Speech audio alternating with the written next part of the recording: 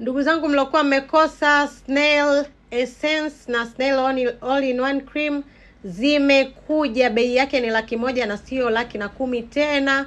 Kama unataka kupata glass skin, hizi ni muhimu.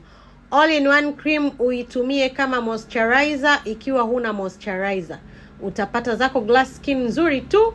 Lakini Essence kila mtu anafaa kutumia. Itasaidia kuhydrate skin, inasaidia kufifisha makovu, kunyoosha ngozi na kuongeza unyevu hasa kwenye ngozi.